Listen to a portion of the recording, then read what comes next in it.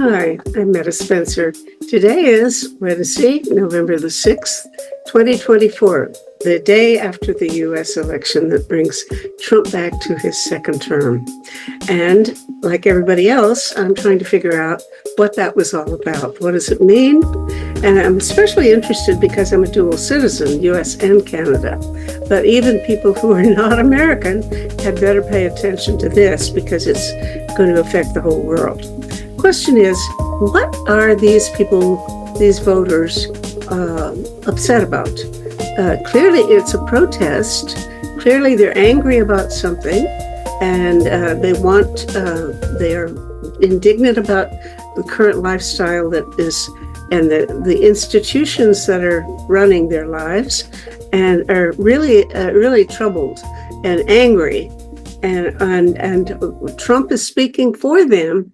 It's as if he's giving the finger, to the rest of the world, and he has his own grievances, and yet he's speaking for them. So we ought to find out what it is that's really at root in their minds. Originally, of course, the people supporting Trump were of a certain category. They tended to be male, of course, much more rural than urban, much less educated, and of course, people who wanted to return to make America great again, a previous lifestyle.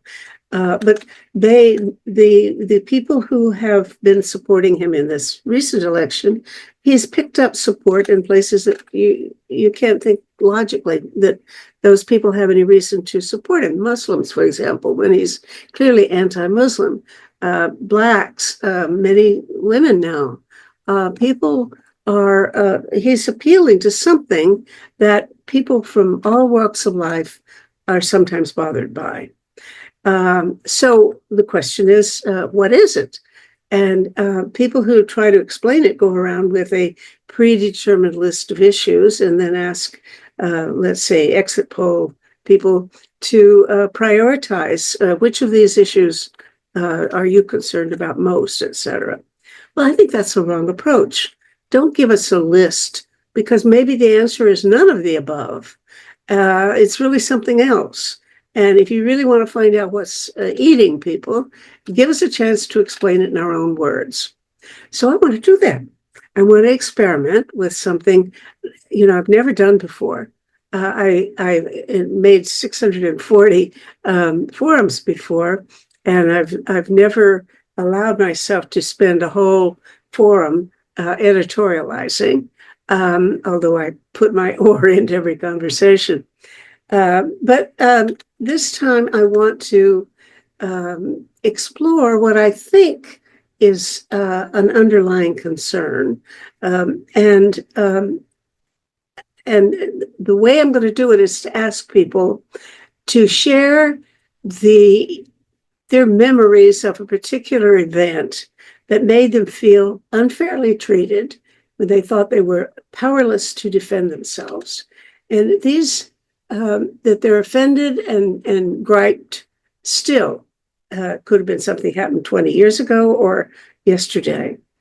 Because I think these are public events. Don't tell me about your family, a thing that makes you angry about, your son leaves his dirty socks on the dining table. No, I want to talk about things in public life because those are the issues that democracy is supposed to, or any system of governance, is supposed to enable people to handle group life. And let's find out what are the gripes that people have. And I would like for you to, in a moment, turn off this playing this video for about 3 minutes, get a piece of paper and write down 2 or 3 memories that you have of particular events that just made you feel that you had no recourse and you're living in a world that's not right for you, that it's an uncomfortable world, and there should be a way of resolving it.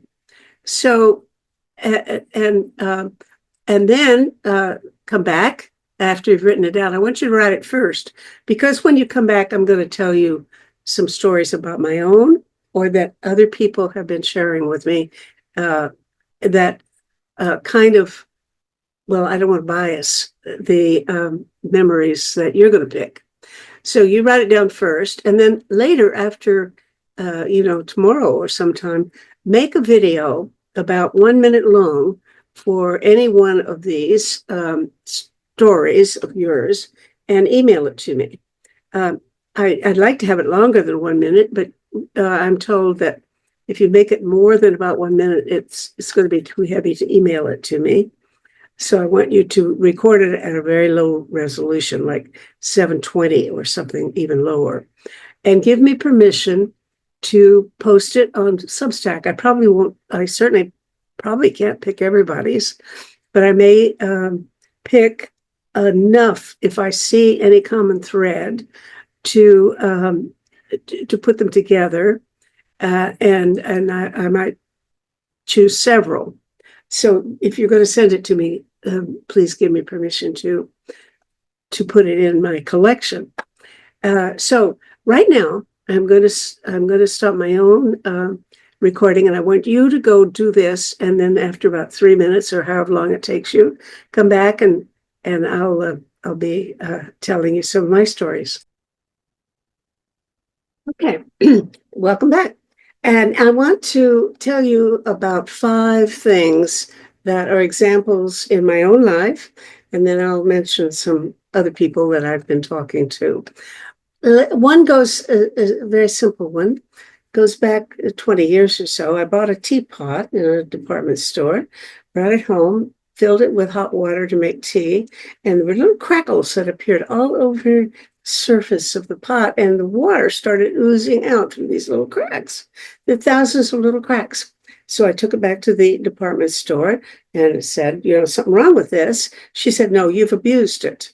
You've misused it somehow, and I'm not giving you your money back. Okay. Simple matter, but I felt it bothers me to this day when I think about how I couldn't do anything about it. This woman was no doubt within her rights. She's supposed to do that kind of thing, but I didn't have any recourse. So there you go. Another time, okay, I used to post things on Facebook, and I actually at one point decided I would take them up on the offer to buy some advertising. So I wanted to advertise my forums, and so I signed a little online form, and a certain amount per week or something. And apparently, there's a certain spot where I should have put a termination date, and I didn't put it in. Didn't notice it. Still never have been able to see another copy of that form, so I don't know whether it's there or not, but at any rate, I didn't put an end date. And a month or two, or I've forgotten how long afterward, I happened to check that I was Richard Falk. I was trying to put my ad on Richard Falk's page or something and pay to have it done. And my God, it was still running. And I had to pay $13,000. I couldn't get out of it because I hadn't put this termination thing in there. They didn't even show me the record that I had not done it, but I believed them. But they were within their rights. They could have, if it had gone on another year or two, they could have, taken my house and car and everything I own. And I couldn't get out of it. So I felt very, here I was. I think I was 89 years old. I have great difficulty managing interfaces on the internet. I just can't seem to fill these forms out right. And it's my fault, but it still made me feel there was no humanity whatsoever involved in this mistake of mine. And no way to appeal it. Nothing could be done about it. So I was out $13,000. Another thing, I went to a friend's funeral, and afterwards there was a tea or something, and a table full of old people. And I mentioned that I have trouble with my vision now as an old person.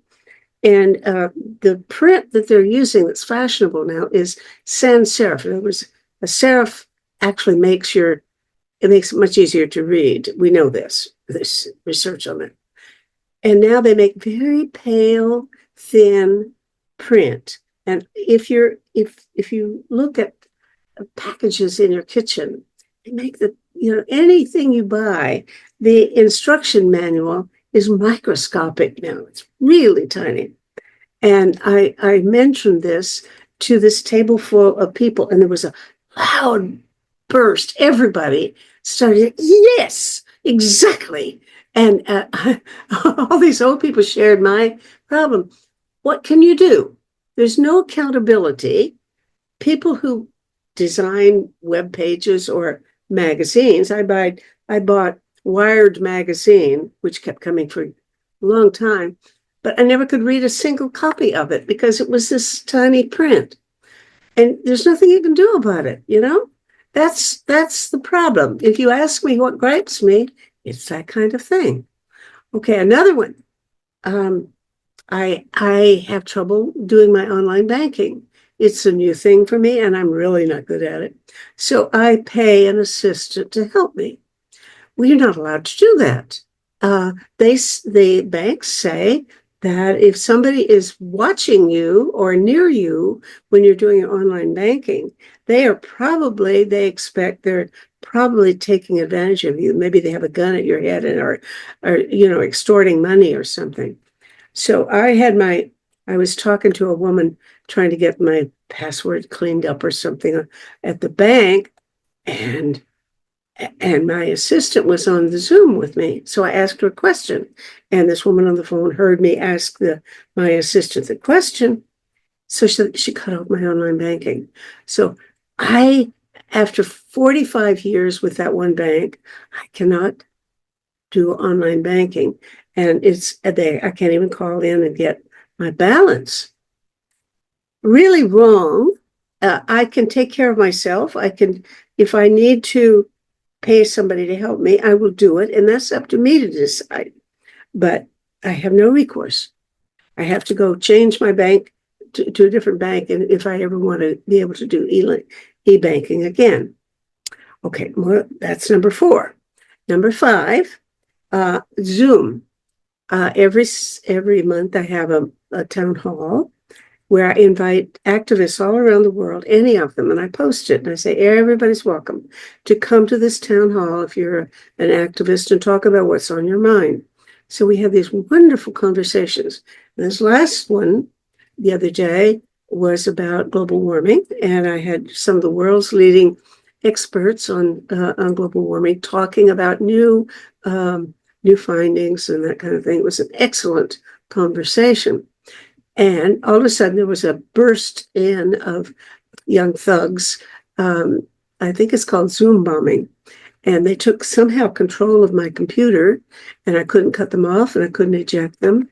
And they were showing obscene videos and screaming dirty language and insults at people and so on, which was bad enough. Eventually, after 10, 15 minutes, I was able to transfer make one of the guests a co-host, and he was able to get rid of them. But I edited the show and was ready to put it on YouTube as usual, and they cut off my YouTube.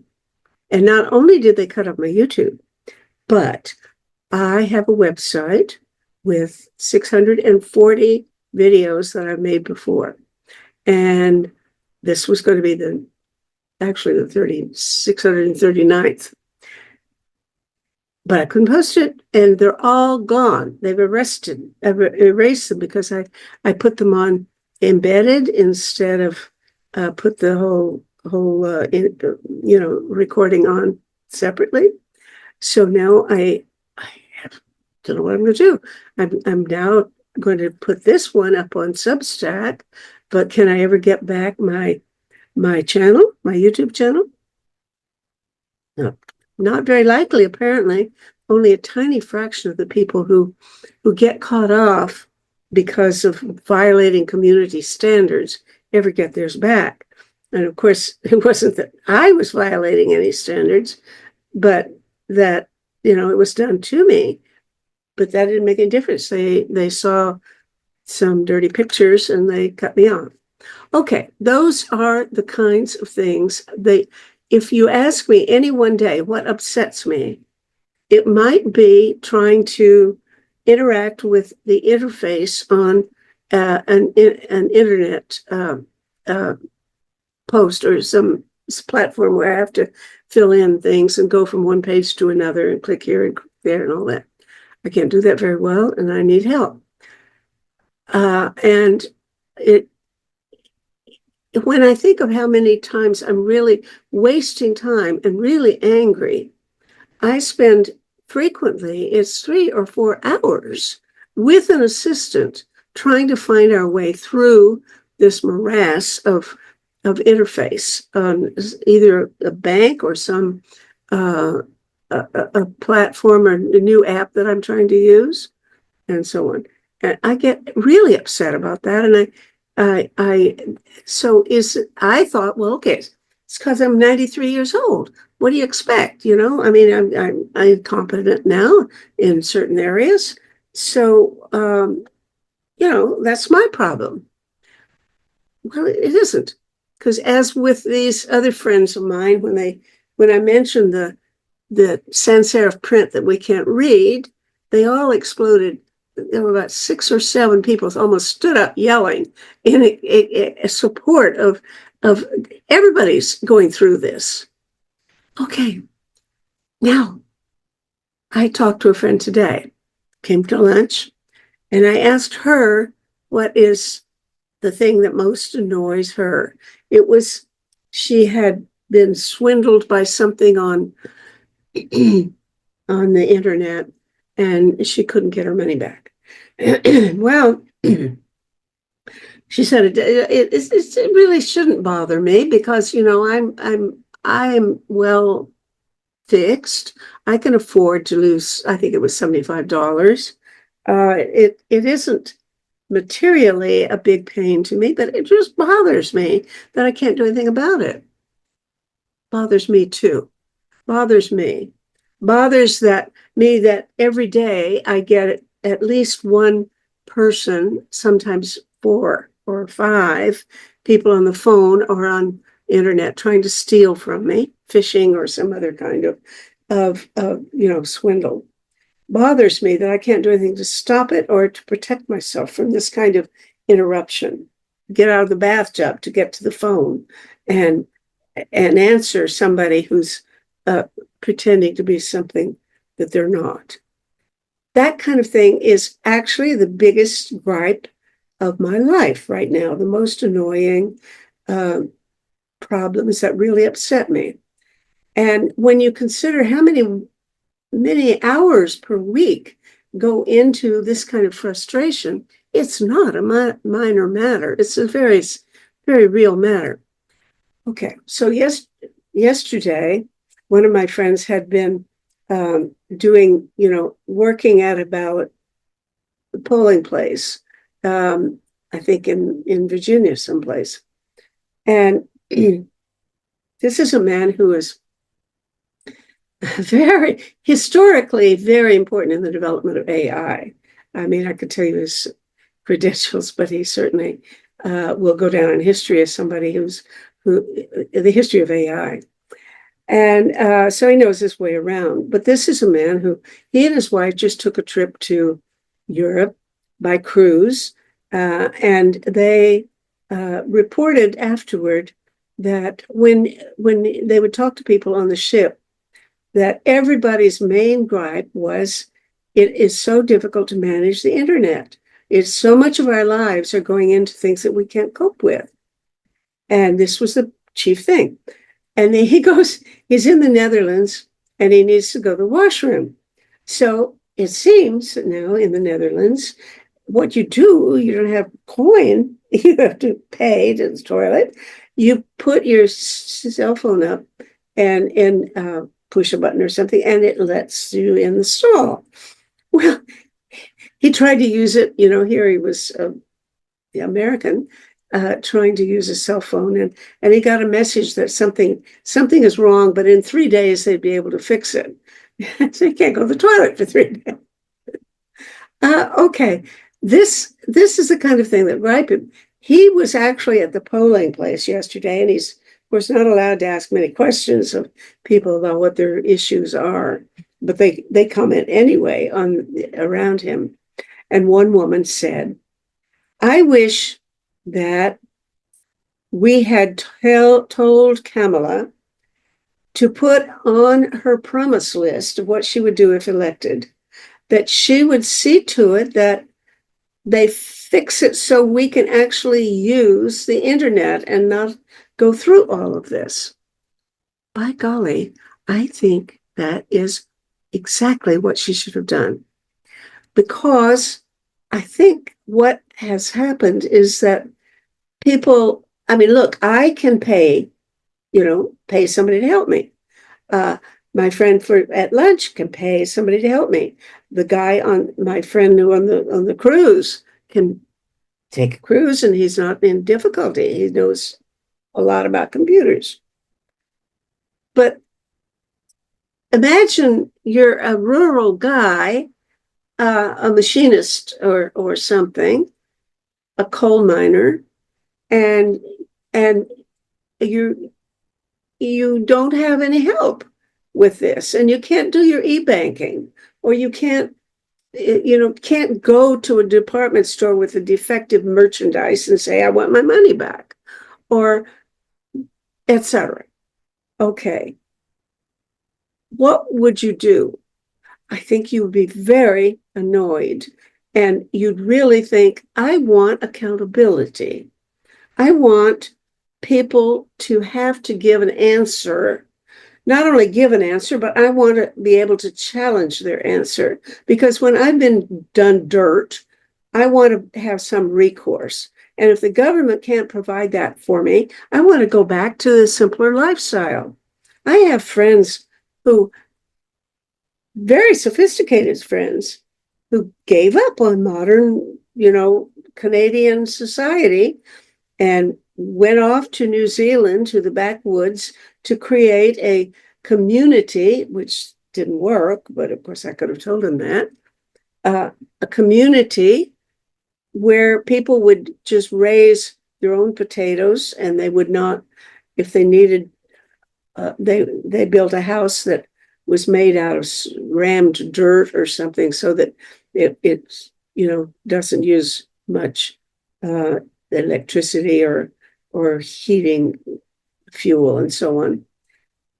So it's this woman, my dear friend, uses a scythe to mow her lawn because she wants to simplify her life. She doesn't want to be caught up in mechanical, technological complications.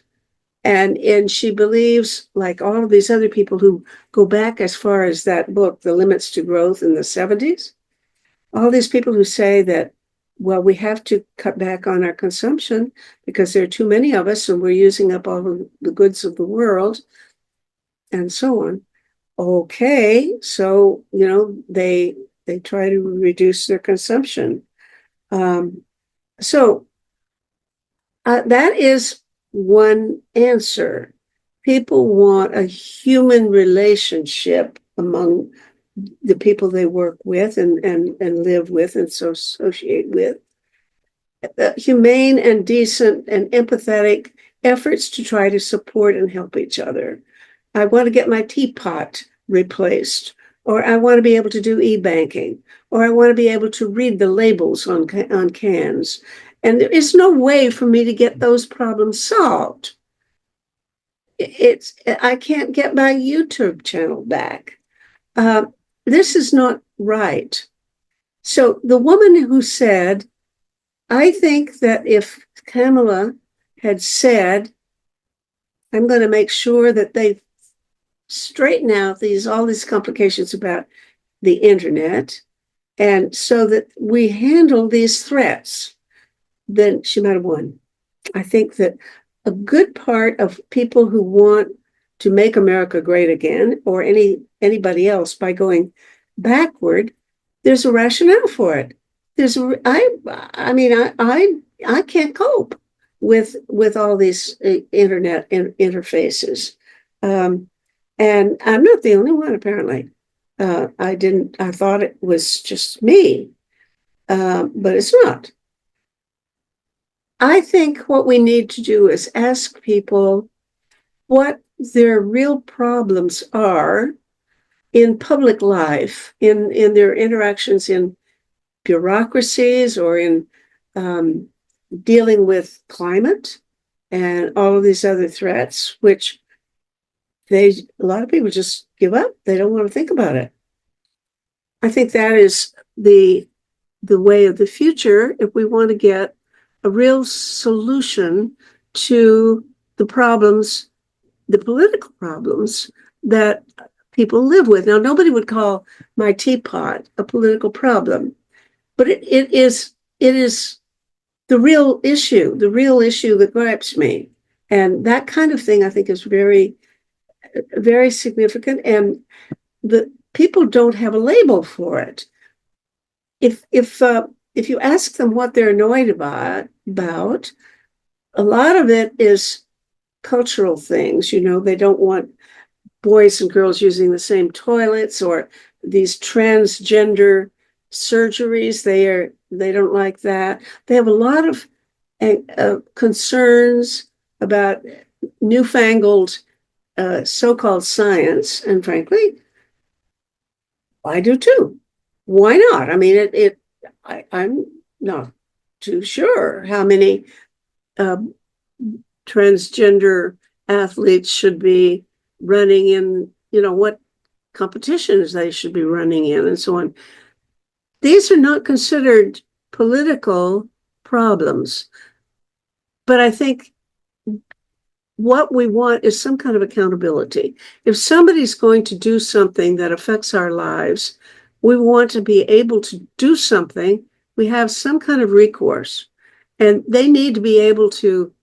We could require some kind of explanation, an appeal, some process for this, whether it's in our corporate lives, a department store, or online, or banking. Um, a lot of fear about AI. If people are really worried about that, and there's, what are they going to be able to do about it? We can't defend ourselves. We can't protect ourselves from threats that may, or inconveniences, or things that make our lives very unpleasant and difficult and waste our time and frustrate us and so on. Somehow, democracy has to be able to manage things like that. And it's not. Democracy isn't working anymore. So they're worried that, Trump is going to abolish voting. Well, I certainly hope he doesn't. But actually, for in the long term, I don't want to have elections. I think the real question now is, we want some kind of accountability, but how do you get recourse? What kind of recourse do you want? I guess the usual answer in a technological modern society is regulation. We want to put in some new laws and some new rules and some new ways in which people have to fill out forms and explain to us and so on. So, but if you go on YouTube, no, you go on any app and you want to go to the help desk, and you want to get some help. That's really, you've paid for this service or you're using the service and you can't get any help. They will say, well, here's a list. What is your problem? And they give you a list of 10 problems that might be it. But of course, yours isn't one of those. And then there's no option to put down what the real answer is. So you can spend hours and hours doing that, and you feel frustrated and powerless, and that you as a human being don't count. And if you're rural and you're a working class man in a backward, uh, uneducated position, and you don't have any friends who can help you for free, you vote for Trump. And if more and more of us have the same kinds of frustration, I kind of know why they would vote for Trump. Not because he can do anything about it. He's not even aware of it. He's not thinking about it. People haven't identified the nature of the problem, but he is rude enough and angry enough and expressive enough. And I think Ezra Klein used the word disinhibited. He does not, he has no caution on what he says. He can you can't make him ashamed. You may never, ever be able to get this man to acknowledge having been embarrassed or shamed. And that's what they like. You know, he's speaking for them. He's speaking for a lot of people who say, I am really burnt. I am tired of this situation. And so, and you know, if I have my doubts about transgender toilets and so on, I want to be able to say so, and so on. So I think it is a need for accountability, but I don't think the kind of accountability that is the modern solution. Modern solution would be pass a new law or new rule or regulation, or make the person behind the counter fill out a form explaining why they did what they did. Or maybe, you know, you can have various things that you can do. Regulations. No. There's too much regulation. That doesn't satisfy you. And what you want is something that respects human qualities, and it depends on empathy and good-heartedness of your neighbors, that the people you appeal to should just be able to have the freedom to use good judgment and correct a mistake, not referring to the rule book or the rule of law, but to their human recognition of what is an unjust treatment that you've received, and what should be done to clarify the situation. My friend today was saying that indigenous groups solve their problems that way. They have a deliberation. The town gets together under the baobab tree and talks it through. But a modern way is to have regulation and a rule of law. And of course, that does wonderful things. A rule of law is a very valuable thing because people can plan ahead and know what are the rules. And if I stick to the letter of the law, even though I can manipulate it maybe and use it for my own advantage, and that's okay. It's okay for me to try to find shortcuts and backdoor ways of getting my own advantages, as long as I am within the law. So frequently, I think the rule of law itself, which I would not sacrifice for anything in the world, I would sacrifice. I'm very ambivalent because I want to be able to take my appeal to just a cross section of humanity and say, do you think this was fair? And can you do something about it? And how would we go about that? What kind of a democracy would we have? I think the Athenian democracy. I think our solution to accountability is to have lots and lots of panels of citizens, a cross section of humanity, brought together for a period of time, however long it takes, for them to discuss a problem and make a recommendation or a new law, even.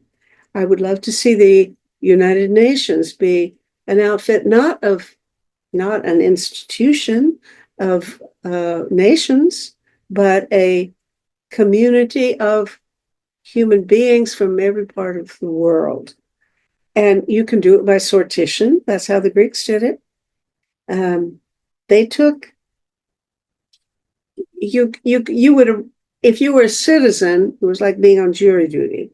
If you got called to be on a committee or something that you're supposed to run the government for the day, you better show up, and there's going to be somebody saying, okay, you go over there to that committee and you go over here, and you're going to work, you're going to be the government for the day. They would have mayors, the equivalent of a mayor for one day. So people actually, and I think if the people who voted for Trump could see that their appeals were being addressed by human beings with some respect for nature and for human well-being, mainly, and that they would listen to each other and talk about the problem, then I think the resistance to all of the modern institutions would be weakened, and I think people would be satisfied with a government really run by the people and for the people. So what I'm arguing for is some kind of accountability. I think that is the thread running through all of my complaints and my frustration, because I have no recourse. And this, in public life, you need to have some way of getting human well-being and needs looked after. And I think that, say, a cross-section of human beings selected by lottery as they select jury duty, and you bring them together. There are hundreds of them have been done now, and it turns out that if you give them time and enough information that they can assemble themselves and require other people to come and testify to them and so on, that a cross-section of humanity can make better judgment than elected officials. I'd like to get rid of political parties, and I'd like to get rid of actual elections. But of course, in your citizens' assembly, eventually you take a vote. And what do most of the people believe? Turns out that in most cases, many cases, people who could not have agreed before because their positions seemed to be completely antithetical, many of them will go along with the basic decision that the majority of the people came up with, because they know they've been heard and that their concerns have been addressed. And that's really what we want, to know that our concerns are addressed. And that, how do you revise democracy now? We're so used to elections, and I don't think it works. Don't think it works anymore. Maybe it never did. Probably it did better back in the day when, you could grow your own potatoes and be pretty independent and didn't have all these frustrations of modern life. But we've got big problems coming up, and we've got enormous challenges coming at us very fast. Global warming, it looks almost inevitable now that we're going to have, things like the ice sheet in the Antarctica break off in Greenland and so on, 10 feet of additional ocean all around the world, inundating all the coastal,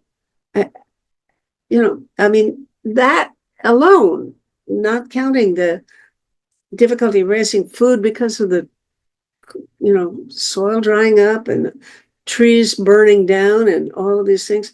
These things need very serious technological solutions, and there are some, but now we're not going to have a chance.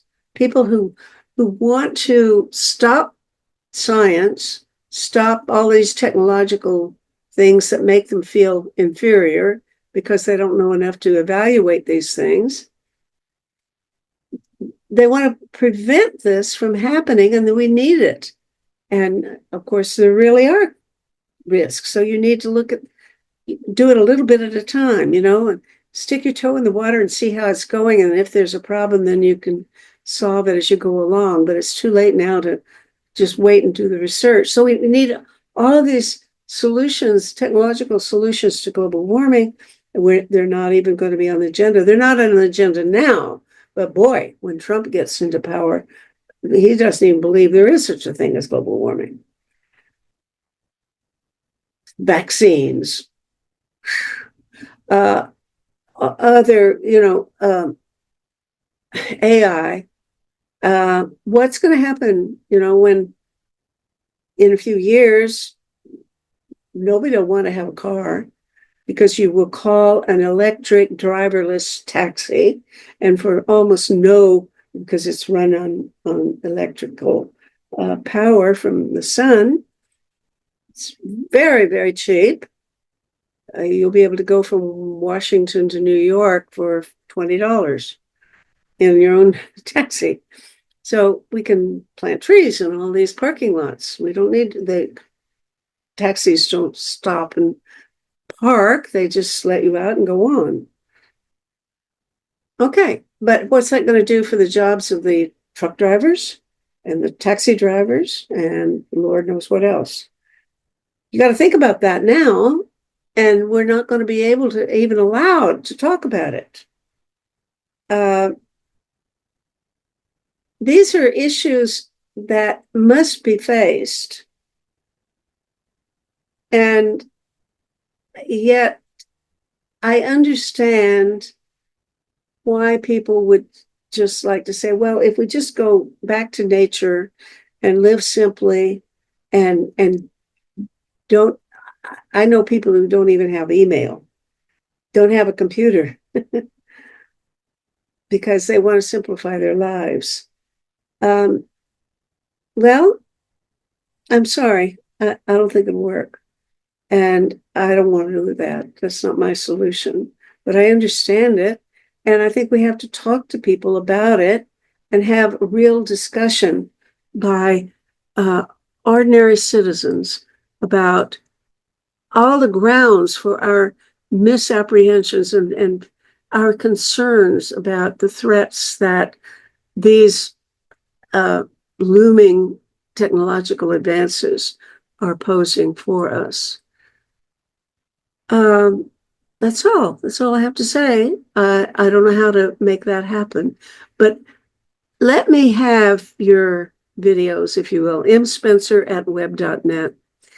Send them to me, and I want to see if I can analyze, see how many other things that you come up with that require, that really are your gripes, that disturb your life in your public life, and see if I can find any approach that might cover all of them and might address what I think is the underlying problem, the need for accountability in public affairs.